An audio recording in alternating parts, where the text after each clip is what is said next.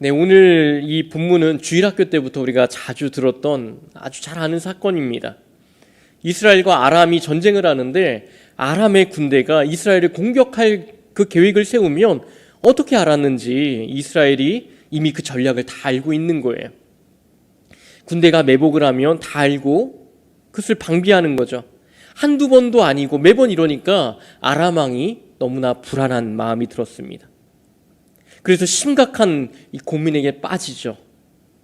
11절을 다시 한번 보시면 이렇게 말합니다. 이러므로 아람 왕의 마음이 불안하여 그 신복들을 불러 이르되 우리 중에 누가 이스라엘 왕과 내통하는 것을 내게 말하지 아니하느냐 하니, 한마디로 뭐냐면 자신의 참모 중에서 누군가 내통하는 사람이 있다, 첩자가 있다, 그렇게 생각을 한 것입니다. 그런데 아무리 찾아도 없는 거예요. 그러던 중 신복 중 하나가 이렇게 말을 합니다. 왕이여, 아닙니다. 우리 중에 첩자가 있는 것이 아니라 이스라엘에는 선지자 중에 엘리사라는 사람이 있는데 그는 왕께서 침실에서 하신 말씀까지도 다 알아듣고 자신의 이스라엘 왕에게 그것을 다 고한다고 합니다. 이 사실을 알게 되자 아람 왕의 입장에서는 정말 속된 말로 미치겠는 거죠. 모든 곳에서 도청장치가 다 깔려 있는 것 같은, 자신이 무슨 말을 해도 그것을 다 알고 있다라고 생각하니까 정말 미칠 노릇이었습니다.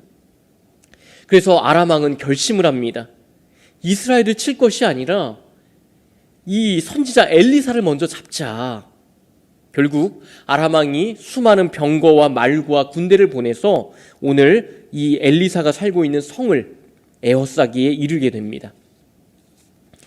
오늘 엘리사와 그 종은 현실적으로 봤을 때에는 너무나 큰 위기와 공경, 어려움에 지금 처한 거예요.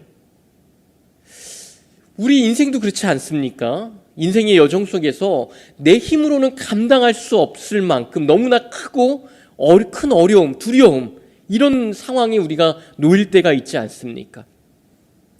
국가적으로 어려움을 만날 때가 있어요. 우리 민족은 일제강점기와 또 6.25라고 하는 정말 사실 이 엄청난 감당하기 힘든 그런 큰 어려움을 국가적으로 겪었죠. 또 IMF라고 하는 경제적 어려움도 겪었습니다. 전 세계적으로는 1, 2차 세계대전이 있었고 지금 우리가 겪고 있는 이 코로나라고 하는 큰 어려움을 또한 우리는 겪고 있죠. 이런 세계적 국가적인 위기 속에서 우리 개인도 간접적으로 직접적으로 그러한 일에 어려움을 겪기도 합니다. 개인적으로나 국가적으로나 세계적으로나 우리는 어떠한 모습이든지 우리는 어려움을 만나게 되는 거예요. 문제는 뭐냐면 누구나 어려움을 겪지만 그 반응은 각각 다르다라는 것이죠. 교회 안에서도 그래요. 함께 믿음 생활을 합니다. 하지만 믿음의 시각에 따라서 그 반응은 너무나 다른 것을 보게 됩니다. 오늘 본문에 엘리사와 그 종의 반응을 한번 볼까요? 먼저 종의 반응입니다. 15절에 이렇게 말합니다. 내 주여, 우리가 어찌합니까? 우리가 어찌하리이까? 절망과 두려움의 이 반응인 거예요. 엘리사여, 우리가 죽게 됐습니다. 우리를 둘러싸고 있는 저 엄청난 군대를 보십시오. 여러분, 눈에 보이는 것만 보면 이런 반응이 나올 수밖에 없죠.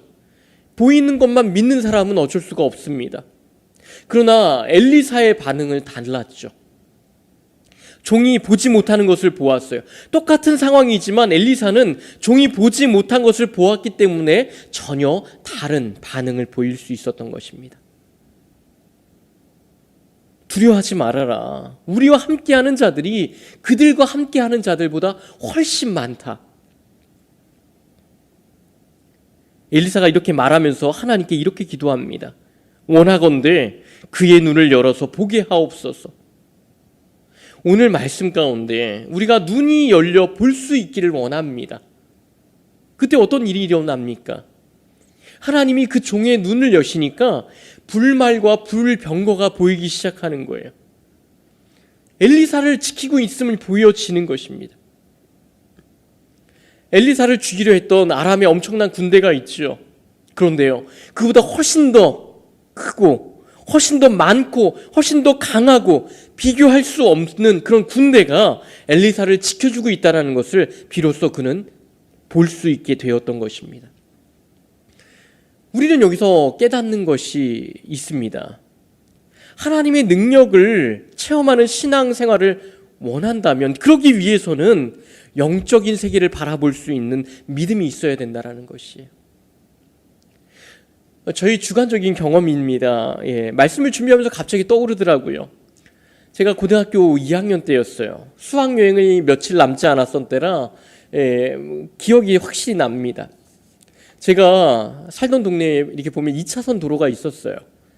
제가 그러지 말았어야 됐는데 이 신호등까지 가기가 너무 귀찮아서 한 번은 무단횡단을 한 일이 있습니다. 차가 오는지 좀 살폈어요. 왼쪽을 보니까 차가 없더라고요. 분명히 차가 없었습니다. 제가 확인하고 건너려는 순간에 지금도 기억나는 것은 뭔가 제 몸이 뒤로 살짝 당겨지는 듯한 느낌을 받았어요. 그래서 한 발짝 정도 천천히 발을 딛게 됐습니다. 그 순간 차 한 대가요, 제 앞을 휑 하고 지나가는 거예요. 너무 이 코앞에서 지나가는데 정말 깜짝 놀랐습니다. 한 템포만 빨라도 마치 한 발만 먼저 디뎠어도 다리가 부딪히거나 어디 하나 부딪혀서 크게 다쳤을 겁니다. 제가 그때 안도의 한숨을 쉬면서 어떤 생각을 했냐면 처음 들었던 생각은 야, 수학여행 못 갈 뻔했다. 정말 수학여행 가고 싶었거든요. 친구와 여러 가지 준비한 것들도 있었고 정말 가고 싶었어요. 그래서 그랬는지 그 생각이 들었고요. 곧바로 두 번째 이런 생각이 들었습니다. 분명 차가 없었는데 어디서 나온 거지? 라는 그런 물음과 함께 내 몸이 순간 뒤로 한 걸음 잡아끈 듯한 이 느낌, 이건 뭐였지? 하면서 하나님이 나를 지켜주셨구나. 제가 그때 크게 마음으로 그런 마음이 들었습니다. 여러분, 그렇습니다. 예수님을 믿어서 하나님의 자녀가 된 사람들은 하나님의 어떤 보호하심들이 우리 가운데 늘 있습니다. 우리가 살면서 크고 작은 그런 고백들을 하게 되죠. 엘리사에게 불말과 불병거를 준비해 주신 것처럼 우리에게 또한 어떤 준비된 여러 모습들로 우리를 이끄시고 보호하시고 인도해 가시는 것을 우리는 늘 경험하게 돼요. 문제는 뭐냐면 우리가 이것을 깨달아야 되는데 하나님의 보호하심을 전혀 느끼지 못하고 살 때가 너무 많다는 겁니다. 이 땅의 것들에 마음에 빼앗겨서 하나님의 그 신령한 것들, 보이지 않는 세계에 대한 그 감각을 잃어버린다는 것입니다. 두려워 말라, 놀라지 말라, 내가 너와 함께 하느니라. 하나님이 이런 말씀을 우리가 읽잖아요. 그런데도 그 약속의 말씀이 믿기질 않는 거예요. 내 피부로 와닿지 않는 거예요. 체험되지 못하는 것입니다. 여러분, 우리가 하나님의 크심을 경험하지 못하는 진짜 이유가 무엇입니까? 우리의 시선이 하늘을 향하지 못하고 늘 땅만 바라보기 때문에 그렇지 않습니까? 내가 산을 향하여 눈을 들리라. 나의 도움이 어디서 올까? 나의 도움은 천지를 지으신 여호와에게서로다. 하나님을 바라보지 못하고 땅의 것, 보이는 것만 우리가 관심을 쏟기 때문이죠. 빙산의 일각이라는 말을 들어보셨을 겁니다. 빙산이라는 말은, 이 빙산이라고 하는 것은 이 큰 얼음덩어리가 있죠.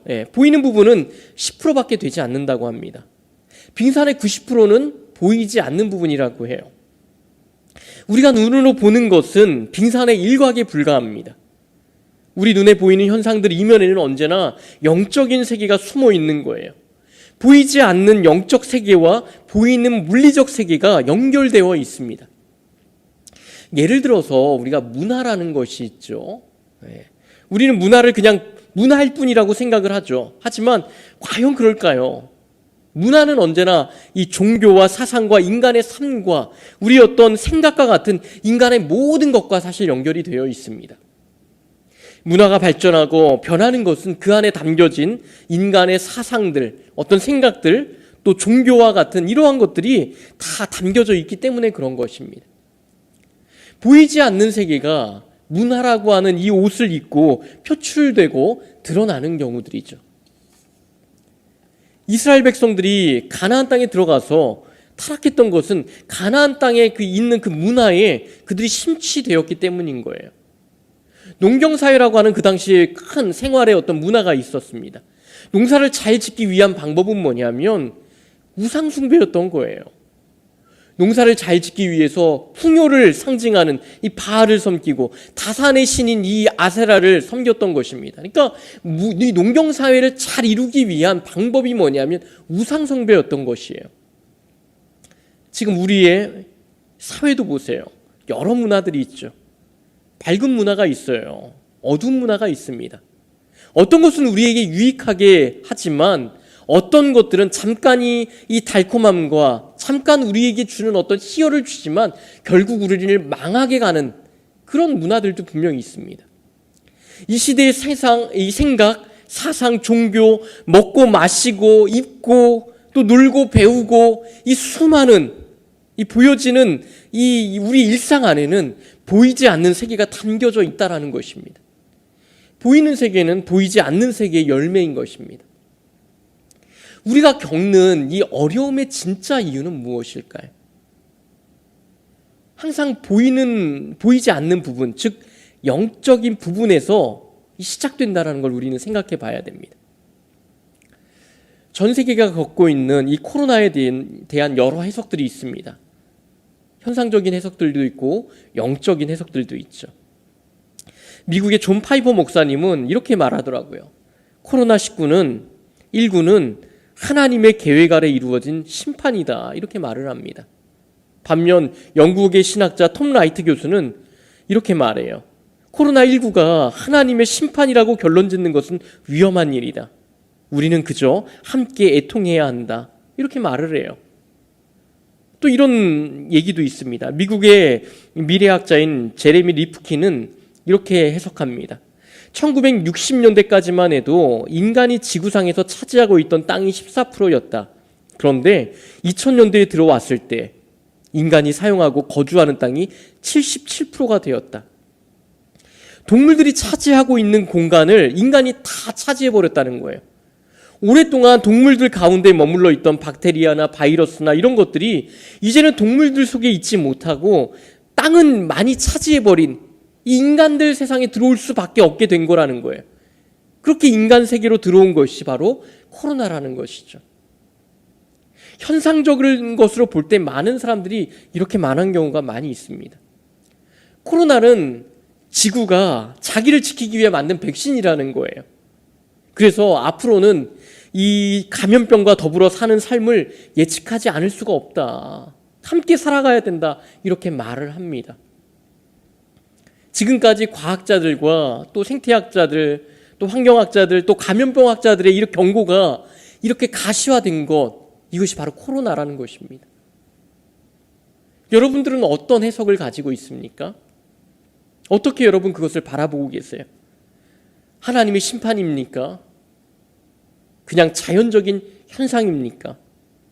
현실만을 바라보십니까? 영적인 것을 바라보고 계십니까? 솔직히 우리 인간이 정확한 답을 내기란 사실 불가능한 것 같습니다. 그러나 확실한 것은 있어요. 코로나라고 하는 눈에 보이는 현상은 보이지 않는 영적 세계와 무관하지 않다라는 것입니다. 제레미 리프킨이 말한 것처럼 현상적으로는 인간이 자연을 훼손했기 때문에 그럴 수도 있습니다. 그렇다면 그렇게 훼손되어지고 무분별한 개발을 인간이 하게 된 이유가 무엇일까요? 눈에 보이지 않는 인간의 욕심, 이기심, 이런 것들이겠죠. 눈에 보이지 않는 세계에서 실패하는 것, 그렇게 됐을 때 그 실패가 눈으로 보여지는 이 세계로 열매를 맺어가는 것입니다. 결국 인간이 자초한 결과이고 열매일 가능성이 크다라고 봅니다. 눈에 보이는 세계는 눈에 보이지 않는 세계의 열매이기 때문입니다. 우리 삶도 마찬가지예요. 내가 승리하는 삶을 살고 있는 것은 보이지 않는 세계에서의 승리가 삶의 바탕이 되었기 때문에 그런 것입니다. 반대로 우리의 삶이 활력이 없고 무너짐이 있는 것은 보이지 않는 세계에서의 실패일 수 있다는 것입니다. 우리는 보이는 세계의 문제를 크게 보지만 우리 자신의 영혼을 돌아봤으면 좋겠어요. 현실적인 이유 때문입니까? 현실적인 이유를 무시하자는 것은 아니에요. 그러나 그 안에 영적인 문제를 발견해 보라는 것입니다. 우리가 날마다 주님 안에서 승리하기 위해서는 현상에 집착하기보다 보이지 않는 영적 세계에 대해서 먼저 집중하고 훈련할 필요가 있습니다. 현상을 걸러 볼 수 있는 영적인 안경이 필요하다는 겁니다. 여러분, 믿음이 무엇입니까? 보이지 않지만 하나님의 약속을 따라 살아가는 것, 이게 믿음 아닌가요? 하나님이 우리에게 요구하시는 믿음은 보이지 않는 것에 대한 믿음인 것입니다. 보이는 것만 믿는다면 그게 과연 믿음일까요? 오늘 아람의 군대 앞에 두려워 떨었던 이유가 무엇일까요? 그건 하나입니다. 믿음의 눈을 뜨지 못했기 때문에, 현실만 봤기 때문이에요. 우리가 믿음의 눈을 뜨기만 한다면 하나님의 일하심을 보게 되는 것입니다. 히브리서 11장 1절에 우리가 잘 아는 말씀이 있습니다. 보시면 믿음은 바라는 것들의 실상이요 보이지 않는 것들의 증거니, 믿음은 보이는 것들과 씨름하는 것이 아닙니다. 믿음은 하나님의 약속을 바라보는 거예요. 그 약속의 성취를 위해 씨름을 하는 거예요. 그게 믿음입니다. 보통 비전이라고 하면 자꾸만 뭔가 내가 이루어내는 것을 비전이라고 생각을 합니다. 보통. 정말 그럴까요? 비전은 하나님의 약속을 바라보는 거예요. 약속의 말씀이 이루어지길 간절히 바라고 소망하고 그렇게 사는 것입니다. 그렇게 사는 삶이에요. 우리가 그렇게 살아갈 때 하나님의 비전이 이루어지는 것이지, 우리의 어떤 욕망과 우리 이루고 싶은 어떠한 것들이 비전은 아닌 것입니다. 제가 말씀드린 것은 세상을 올바로 바라보는 관점이 필요하다는 걸 얘기하는 거예요. 하나님을 믿는 사람에게는 두 가지의 눈이 있습니다. 현상을 볼 수 있는 육신의 눈이 있어요. 영적인 세계를 바라보는 눈 또한 있습니다. 이 두 가지의 눈이 있다라는 것입니다. 우리는 이 땅을 살아가지만 현상만을 보아서는 안 됩니다. 바다 위에 떠올라 있는 빙산과 같은 현상을 보면서 어떻게 해요? 그 빙산 아래에 있는 보이지 않는 영적 세계를 볼 수 있는 그 안목이, 영적 안목이 있어야 하는 것입니다. 타이타닉이라고 하는 유명한 영화가 있었죠. 1912년 4월 10일 영국에서 출발해서 미국으로 항해하던 이 타이타닉호가 침몰했던 그 사건을 다룬 영화입니다. 그 원인을 보면 항해하는 방향에 빙산들이 많이 있다는 주변에 어떤 배들의 경고가 있었다고 합니다. 그런데 그걸 무시한 겁니다. 오히려 길이가 무려 270m나 되는 이 어마어마한 배, 이 거대한 배라는 것을 앞세워서 빙산이 보이지 않는 부분을 무시한 거예요. 예정보다 더 빠르게 도착하려는 그 욕심 때문에 빙산에 부딪혀 침몰해버린 것입니다. 진정한 신앙은 보이는 곳에 있지 않습니다. 현상 아래에 감춰져 있는 영적 세계를 깨닫는 거예요. 믿음은 바라는 것들의 실상이요 보이지 않는 것들의 증거니 선진들이 이로써 증거를 얻었느니라. 이게 믿음이라는 것입니다. 그래서 히브리서 11장은 보이지 않는 것을 바라봤던 믿음의 인물들을 쭉 나열하고 하나하나 소개하지 않습니까? 그 믿음으로 아벨은 가인보다 더 나은 제사를 하나님께 드렸고 의로운 자라는 증거를 얻었습니다. 그 믿음으로 에녹은 죽음을 보지 않고 옮겨졌고, 그 믿음으로 노아는 방주를 만들어 구원을 받았습니다.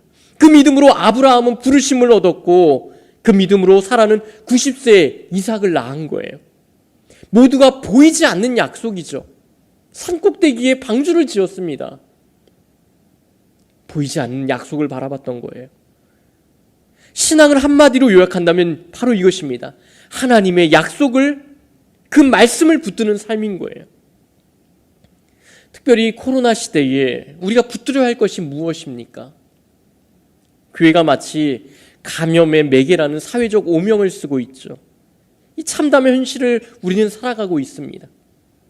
직장 다니는 성도들 가운데에는 매주 월요일이 되면 작성해야 하는 문답표에 교회에 다녀왔습니까? 라는 질문에 대해서 어떻게 해야 할지 마음이 무너진다는 얘기도 있습니다. 어떤 식당에는 교회 다니는 사람은 당분간 안 받습니다. 죄송합니다. 라는 이 문구가 붙어 있는 것을 봤습니다. 교회가 노골적으로 혐오 집단 취급받고 있다는 이 사실이 너무나 가슴 아픈 현실입니다. 이런 시대에 우리가 하나님의 약속의 말씀을 붙든다는 의미는 무엇일까요? 우리는 그동안 하나님을 믿는다고 말하면서도 하나님을 믿는 것이 아니라 자기의 욕심을 믿고 욕망을 따라 살았는지도 모릅니다. 그 결과가 바로 지금의 모습일 수 있습니다. 코로나는 인간이 살아가며 우리가 지금 겪고 있는 이것은 시간이 지나면서 점차 해결이 되겠죠. 어떠한 방식으로든지 해결이 될 것입니다. 그러나 그 시간을 보이는 것에만 매달려 그냥 보내서는 안 됩니다. 보이지 않는 것을 보는 그런 시간이 되어야 합니다. 하나님 안에서 어떻게 사는 것이 약속의 말씀을 붙드는 것인지, 그동안 살아왔던 우리의 삶의 방식과 우리의 신앙의 방식들을 다 내려놓고 다시금 되돌아볼 수 있는 그런 좋은 기회로 삼아야 할 것입니다. 모든 일이 부정적인 측면만 있는 것은 아니거든요. 긍정적인 측면이 있는 것에도, 많은 것에도 늘 부정적인 것이 있는 것은 사실입니다. 반대로 코로나와 같이 부정적인 것이지만 잘 살펴보면 긍정적인 요소들이 분명히 있습니다. 코로나의 시간을 믿는 사람들이 어떤 방식으로 살아야 할지를 고민하고 회개하고 돌이켜 볼 수 있다면 그것은 코로나가 가지는 긍정적인 면이라고 볼 수가 있을 겁니다. 뭔가를 할 수는 없는 때이지만 기독교가 어디로 가야 할지, 교회와 우리 신앙이 어디로 가야 할지 그 방향을 잡을 수만 있다면 지금의 시간도 매우 큰 의미가 있을 것입니다. 무너져 버렸던 기독교의 정체성, 교회의 정체성, 성도의 정체성을 바로잡는 시간인 것입니다. 이건 모두가 보이지 않는 세계, 영적인 세계의 것들이에요. 우리가 이 시간을 잘 보내면요, 보이는 세계, 지금 우리가 감염의 맥이라고 사회의 이 오명들, 반사회적인 정치 집단이라고 그렇게 취급받는 이 오명들, 이것들을 다 버려버리고 다시금 하나님의 그 거룩함, 그 형상들을 우리가 회복할 수 있는 그런 시간인 것입니다. 우리 모두가 되돌아보길 원합니다. 여러분은 지금까지 무엇을 보며 살아오셨습니까? 달려오셨습니까? 살아가시려고 합니까? 땅의 것만을 보며 살아가십니까? 아니면 땅의 것을 보지만 하늘의 것을 바라보며 살아가십니까? 우리는 모든 일에 있어 보이는 물리적 세계와 영적인 세계를 연결할 수 있는 눈을 떠야만 합니다. 그래야 하나님이 미리 예비하신 불말과 불병거와 같은 하나님의 도우심을 볼 수가 있는 것입니다. 분명 기독교는 기복적인 종교가 아닙니다. 그걸 위해 예비하신 것들이 있다는 거예요. 문제는 뭐냐면 우리가 그것들을 바라볼 그 안목, 그 믿음이 어디 있느냐 하는 것입니다. 혹시라도 땅의 것들로 또 이성이라는 것으로 하나님을 제한해버리고 보이지 않는 하나님의 어떠한 일하심을 바라보지 못하고 있지는 않습니까? 내 상황에 막혀서 현실에 막혀 땅의 것만 바라보고 있지는 않습니까? 그렇다면 엘리사와 같이 믿음으로 선포하시기를 바랍니다. 여호와여, 원하건대 그의 눈을 열어서 보게 하옵소서. 다시금 바라볼 수 있는 안목이 필요한 것입니다. 이제 말씀을 마치겠습니다. 하나님은 한 번도 우리를 떠나신 적이 없습니다. 하나님은 늘 우리와 함께 계시고 언제나 우리에게 가장 선한 것으로, 좋은 것으로 주고 계십니다. 단지 우리가 하나님을 전혀 느끼지 못하고 그분을 바라보지 못할 뿐입니다. 우리에게 주어진 문제에만 전신을 쏟느라 영적인 일에 관심이 없어하는 그것이 우리의 문제일 것입니다. 지금은 아람 군대에 둘러싸여 있는 것과 같은, 우리 힘으로는 벗어날 수 없을 것만 같은 큰 어려움의 시기를 보내고 있습니다. 그러나 눈을 열어 보시기 바랍니다. 아람의 군대만 보지 마시고 하나님의 군대, 그 놀라운 하나님의 역사를 우리가 함께 보기를 원합니다. 사랑하는 여러분, 이 어려움의 때에 어떤 기도 제목을 가지고 계십니까? 무엇에 목말라 하나님의 말씀 앞에 섰습니까? 그 어떤 것이라도 좋습니다. 하나님의 선하심을 바라보시기 바랍니다. 하나님께 소망을 두시기 바랍니다. 하나님께 간구하고 또한 기도하시기 바랍니다. 하나님은 그 기도를 들어주시고 어려움 중에도 우리를 하나님의 그 놀라우신 섭리 가운데 선하게 인도해 주실 것입니다.